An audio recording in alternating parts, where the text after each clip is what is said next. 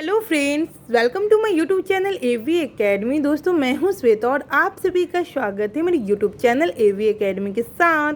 दोस्तों, आज का क्लास हमारा हिस्ट्री का होगा और हिस्ट्री के अंतर्गत आज हम लोग मुगल कालीन प्रशासन के बारे में पढ़ेंगे। तो दोस्तों, यह जो क्लासेस है आपकी एग्जामिनेशंस के पॉइंट ऑफ व्यू से बहुत ज़्यादा इम्पॉर्टेंट है। तो आप रोज़ाना क्लासेस कीजिए, कभी भी बीच में स्किप करने की कोशिश मत कीजिए, क्योंकि स्किप कीजिएगा तो इम्पॉर्टेंट पॉइंट्स आपसे मिस हो जाएंगे। तो क्लास को रोज़ाना कीजिए, कंटिन्यूटी वे में कीजिए और मैं 2 क्लासेस प्रोवाइड करवाती हूँ, तो दोनों क्लासेस के साथ जुड़े रहें। चलिए शुरू करते हैं आज के क्लास को। मुगल कालीन प्रशासन को पढ़ेंगे और इससे पहले मैं बता दूं कि इसके पिछले क्लास में हम लोगों ने औरंगजेब के बारे में पढ़ा। तो जिन लोगों ने पिछले क्लास को नहीं किया है उनके लिए मैं डिस्क्रिप्शन बॉक्स में लिंक को डाल दूंगी, ताकि आप लोग वहां से भी जाकर पिछले क्लास को कर लें। चलिए अब शुरू करते हैं आज के क्लास को। मुगल कालीन प्रशासन जो है उसको देखेंगे। किस शासक ने राम सीता की आकृतियों वाले रामसिए देवनागरी लेख से युक्त सिक्के चलवाए थे? तो अकबर ने। ठीक है, इम्पॉर्टेंट है, देखिए पूछा जा सकता है। तो इम्पॉर्टेंट पॉइंट से मतलब किस शासक ने राम सीता की आकृतियों वाले रामसिए देवनागरी लेख से युक्त सिक्के चलाए थे? तो वह अकबर थे। ठीक है। मुगल शासन में प्रचलित तांबे का सिक्का क्या कहलाता था? तो दाम। ठीक है, तांबे का सिक्का जो मुगल शासन में जो प्रचलित था वो दाम कहलाता था। ठीक है, आगे। मुगल प्रशासन के अंतर्गत जिले को किस नाम से जाना जाता था? तो वह था सरकार। सरकार के नाम से जाना जाता था मुगल शासन में जिले को। ठीक है, आगे देखते हैं हम लोग।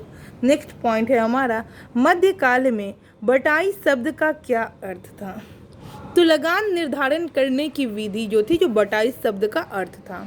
विद्वानों को दी जाने वाली राजस्व मुक्त दान भूमि को मुगल प्रशासन में मदद ए माश शब्द से इंगित किया जाता था। ठीक है, विद्वानों को दी जाने वाली राजस्व मुक्त अनुदान भूमि को मुगल प्रशासन में किस नाम से जाना जाता था, किस शब्द से? तो मदद ए माश शब्द से इंगित किया जाता था।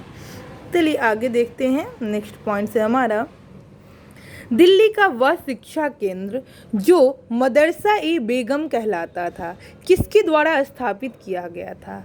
तो माहम अनगा द्वारा। ठीक है, माहम अनगा द्वारा। मुगल कालीन भारत में राजस्व की आय का प्रमुख स्रोत क्या था? तो भू राजस्व। ठीक है, किस मुगल सम्राट ने तंबाकू के प्रयोग पर प्रतिबंध लगाया? तो जहांगीर मुगल सम्राट थे जिन्होंने तंबाकू के प्रयोग पर प्रतिबंध लगाया था। आगे है, किस विदेशी यात्री को मुगल सेना ने किसे चिकित्सक नियुक्त किया गया था? तो निकोलाओ मनुची को। ठीक है, चलिए अगला पॉइंट देखते हैं हम लोग। मुगल काल में सेना का प्रधान कौन था? तो मीर बख्शी मुगल काल में सेना का प्रधान था। इंपॉर्टेंट है, ध्यान रखिएगा। मुगल काल में सेना का प्रधान कौन था? मीर बख्शी। मनसबदारी प्रथा संस्थापक थे अकबर, यानी कि अकबर के द्वारा मनसबदारी प्रथा शुरू की गई थी। और यह कब शुरू किया गया था? तो 1775 ईस्वी में शुरू किया गया था। अर्थ था पद या श्रेणी, उद्देश्य था प्रशासन का संचालन। यानी कि जो मनसबदारी प्रथा था इसको अकबर शुरू किए थे। और कब शुरू किए थे? तो 1575 ईस्वी में। और इसका अर्थ था पद या श्रेणी, और यह इस उद्देश्य से बनाया गया था जिसमें प्रशासन का संचालन हो सके। ठीक है, चलिए आगे। अकबर की मनसबदारी व्यवस्था किस पर आधारित थी? मंगोलों की दशमलव पद्धति पर आधारित थी। किस पर आधारित थी मनसबदारी प्रथा? तो मंगोलों की दशमलव प्रणाली पर। ये भी इम्पोर्टेंट पॉइंट से ध्यान रखिएगा। तो अकबर की मनसबदारी व्यवस्था किस पे आधारित थी? तो वह आधारित थी क्या कहते हैं, मंगोलों की दशमलव पद्धति पे। ठीक है, आगे। मुगल काल में राज्य अधिकारियों को वेतन के रूप में जो भू राजस्व आवंटित किया जाता था उसे क्या कहा जाता था? तो जागीर कहा जाता था। ठीक है। मनसबदारी के संदर्भ में दू अस्पा जिनके पास 2 घोड़े तथा सिंह अस्पा जिनके पास 3 घोड़े व्यवस्था को लागू करने वाला मुगल शासक कौन था? तो जहांगीर। ठीक है। दू अस्पा और सिंह अस्पा जो व्यवस्था उसको लागू करने वाले शासक जहांगीर थे। ठीक है। आगे, जात किसी मनसबदार के व्यक्तिगत वेतन और उसके दर्जे का सूचक था और सवार उसके द्वारा रखे जाने वाले घुड़सवारों की संख्या का सूचक था। ठीक है। चलिए आगे देखते हैं। मुगलकालीन उच्च अधिकारी को देखते हैं। विभाग और उच्च अधिकारी। दीवान-ए-इंसा सुल्तान के आदेश पर लिखने वाले डाक संबंधी कार्य। ठीक है। आगे देखते हैं। दूसरा है विभाग दीवान-ए-वजारत और इस उच्च अधिकारी है लगान, अर्थव्यवस्था, राज्य की आय व्यय, मंत्रियों के कार्यों की देखरेख आदि। तीसरे दीवान-ए-कजा न्याय विभाग, काजी उल कुजात। नेक्स्ट है दीवान-ए-बरीद गुप्तचर विभाग, बरीद-ए-मुमालिक के अधीन। नेक्स्ट है दीवान-ए-आरिज यह सेना की भर्ती, रसद, शिक्षा संगठन की देखरेख। नेक्स्ट है दीवान-ए-रिसालत विदेश विभाग। ठीक है।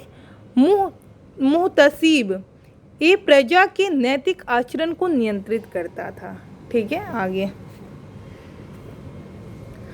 वाकिया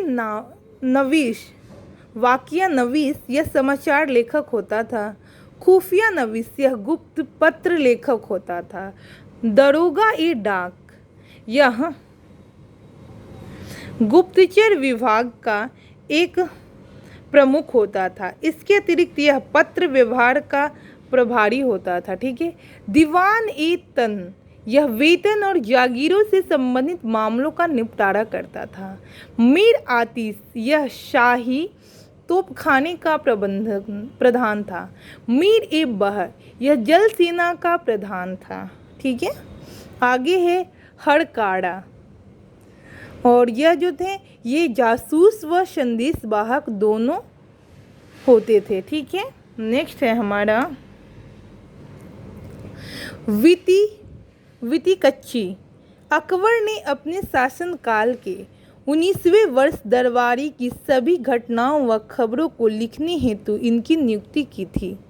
नेक्स्ट है हमारा मुशर्रिफ राज्य की आय व्यय का लेखा जोखा रखता था। मुशर्रिफ क्या करता था? तो राज्य के आय व्यय का लेखा जोखा रखता था। ठीक है। नेक्स्ट है नाजीर-ए-बयूतात यह शाही कारखानों के अधीक्षक होता था। ठीक है। तो नाजीर-ए-बयूतात यह शाही कारखाने का अधीक्षक होता था। और आज का लास्ट पॉइंट से मुगल मिश्रित सैनिक टुकड़ियों में ईरानी, तुरानी, मुगल, भारतीय, अफगान व मुसलमान समान संख्या में रखने की व्यवस्था थी। ठीक है। तो देख लिए इस तरीके से आज हम लोगों ने मुगलकालीन प्रशासन के बारे में पढ़ा। जिन लोगों ने पिछले क्लास को नहीं देखा है उनके लिए मैं डिस्क्रिप्शन बॉक्स में लिंक को डाल दूंगी ताकि आप लोग पिछले क्लास को भी कंटिन्यूटी वे में करें। दोस्तों, अगर अभी तक आपने हमारे यूट्यूब चैनल AV Academy को सब्सक्राइब नहीं किया तो सब्सक्राइब कर ले, बेल आइकन को दबा दे ताकि लेटेस्ट अपडेट आपको मिलता रहे और इस तरीके की इम्पॉर्टेंट क्लास की सीरीज के साथ आप रेगुलर जुड़े रहें। तो दोस्तों, मैं उम्मीद करती हूँ कि यह क्लास आप लोगों के लिए लाभप्रद होगा। तो ज़्यादा से ज़्यादा लोगों में शेयर करें ताकि इस क्लास का बेनिफिट और लोगों को भी मिल सके और आपका और हमारा यह चैनल आगे ग्रोथ करे। Thanks for watching my video.